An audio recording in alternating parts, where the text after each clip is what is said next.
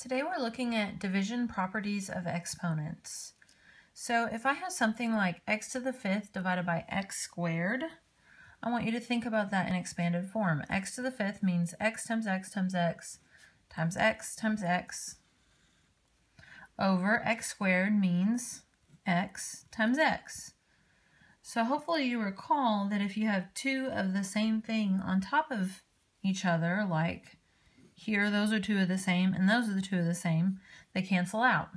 So all I'm left with on top is x to the third. Okay, nothing left on bottom. Similarly, if I've got something like y to the seventh divided by y to the third, that's like 1, 2, 3, 4, 5, 6, 7 y's on top and 3 y's on bottom. So likewise, I can cancel out 1, 2, 3 y's, and I'm left with 1, 2, 3, 4 y's on top, so y to the fourth. So by now I'm sure you're seeing the pattern. If I've got something like x to the fifth over x squared, the answer I came up with was x to the third. The reason for that was the shortcut, 5 minus 2 is 3. Here, 7 minus 3 is 4. So if I've got something like x to the a divided by x to the b, basically what you're doing is you're taking a minus b, and that will be your new exponent, and nothing will be remaining on bottom. So let's use this new property for a couple of examples. So if I have m to the eighth, n to the 12th, m over m to the third, n to the sixth, the bases have to be alike. So first I'm going to look at my m's, and if I use my property, 8 minus 3 is 5, so that means m to the fifth. And here when I look at my n's, n to the 12th over n to the 6th, when I subtract 12 minus 6, that's going to give me 6. Okay, looking at number 5, we've got numbers in front. So just like before with the multiplication properties, the division properties are the same in that I'm not going to subtract 10 minus 2. Our old math rules don't go out the window. I'm still dividing 10 divided by 2. And 10 divided by 2, as you should know, is 5. And then looking at my a's, remember if I have an a or any variable with no exponent, a 1 is implied. So that's like 5 minus 1, so that'd be a to the fourth. And then looking at my b's, I've got b to the ninth over b to the seventh, so that is b squared, because 9 minus 7 is 2. All right, another example. 15 divided by 3 is 5. When I look at my m's, I've got m to the third divided by m to the first, so that's like m squared. N to the eighth over n to the fourth, that is n to the fourth. And here, since I have p to the fifth over p to the fifth, that's like 5 minus 5, which is 0. So anything over itself is going to cancel. The p's go away, basically. Okay. Looking at this one now, on number 7, the numbers aren't so nice and they don't work out to be a whole number. So for this one, we've got 10 divided by 12. Well, it reduces for sure. I can divide both of these numbers by 2.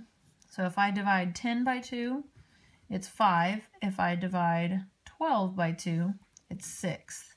So 10 over 12 reduces to 5 over 6. And then you'll notice my x's are both to the first power. Since they're exactly the same, they just cancel out. I've got a y on top, but I don't have a y on bottom, so I don't need to subtract anything. It just stays y. And then for my z's here, I've got z to the sixth over z to the third, so that's like z to the third. Okay? And so just because I'm rewriting this to make it look nice and neat, I've got 5y z to the third over, and I'm just going to center that 6. Okay? All right, looking at example number 8, just because we have negative numbers down here doesn't mean anything different. We still handle it the same way. The rule is still the same. Here I've got basically x to the first over x to the negative 2. So the only thing you need to know is that's like 1 minus negative 2. So you've got minus negative 2 when I use my rule. So remember that minus a negative turns positive. So 1 plus 2, which is 3. So I'm going to have x to the third on top. Likewise here, I've got y to the third over y to the negative fourth. So that's like 3 minus negative 4. So that minus negative turns positive, and that would be 7. So I would have y to the 7th. Okay, now combining all the rules that we've learned up until this point with this last monster of a problem. Okay, on this I've got exponents. Okay, exponents out here. I'm multiplying these two together, and I'm dividing. But hopefully you have thought of this in your head. PEMDAS says I've got to tackle my exponents, then I can multiply, then I can divide. Okay, so I've got to take care of these exponents on the way outside first. So this right here means 2 to the third power. Okay, and remember there's a 1 here, so my exponent power to a power rule is that I multiply these two guys. So that'd be a to the third. When I multiply these two, that's 5 times 3, that'd be b to the 15. When I multiply these two, that's c to the 9th, times this whole group here. That's like 4 squared. And then I've got 2 times 2, so my a is to the 4th power, and then 4 times 2, so b is to the 8th power. Okay, and I'm just going to rewrite the bottom because I can't even tackle that part yet. Alrighty, so now, just so you know, when I have 2 to the third here, I'm just going to cross that out. That's like 8. 2 times 2 times 2 is 8. And then 4 squared is 16.